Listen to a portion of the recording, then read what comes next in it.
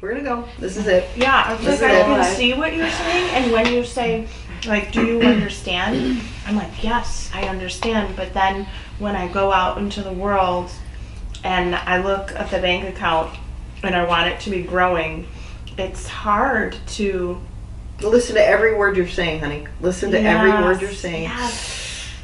I try, and it's hard, and it's. I'm not saying that any of that is wrong. I'm saying it's third dimensional. Yes. We're getting into the conversation. This is going to be our catchphrase for a couple of minutes. How do you become the 22 minutes? How do you become? It's really cool because you're also training us very quickly in these last couple of years how to observe your own language. Like we're all catching our own language now. Yes. Like, right when you said that, like I try this and that, and I, when I listened last week, I wasn't here and I heard that same stuff, and everybody catches it almost immediately, which is super cool. Because that's the first thing to observation is you got to catch it first. Awareness is key. Yeah.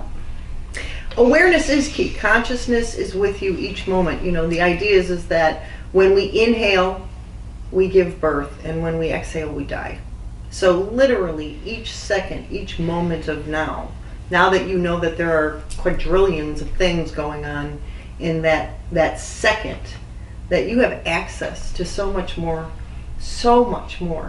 But again, I'm going to continue to happily remind you that some of this is not going to make sense straight away. If there's ever a time where I'm saying something and you really just disagree with it in kind of like an equal, like kind of in a neutral way, then just put it aside for a minute. What I always say is that if you hear me talking and you're like, oh, that's great information, because it means that it's something that perhaps you should really be paying attention to. And then there are times where you'll hear something and you'll be like, then just put it aside. And then there are other times where we talk and it feels like an epiphany and it just kind of gets downloaded. But I really do want to start to be with this idea of being. We've said it for a long time.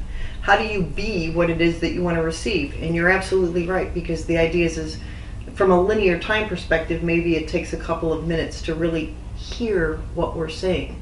So if you have quadrillions of things going on and we've had the conversation that the thoughts that you have as the observer are what are feeding the cells and the organs, and then that's the frequency or the vibration that you create, and then that frequency or that vibration is offered to the universe, the universes, and then the benevolence of the universe is that it puts it back into your vortex as you observe. So it is really time to consider this in a very much broader way. You are the little dot on the two-dimensional flower, and there's universes. Eventually what will start to happen to you guys, if it hasn't already, as you catch your phrases, it's hard. I always say this is the most effortless thing you're ever going to do.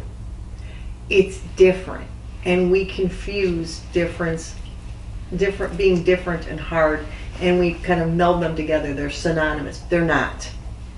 It's hard to be something you're not. It's hard to run programming that doesn't intrinsically make sense to your soul. That's what's hard. It's hard to shove your foot in a size 4 shoe when you're really a 7. That's uncomfortable. It's that basic. So what we're talking about here is, how do you move through your day and become more and more aware of those sensations of dis-ease, because it is the contrast that's coming in it. And it is, contrast always comes in bank account, health, partnerships, businesses, whatever it is that we're talking about, body temple, whatever it is that we're talking about, contrast comes in. And there are themes to contrast. If anybody wants to share, you may, but identify your themes. What contrast keeps coming in and in and in and in and in?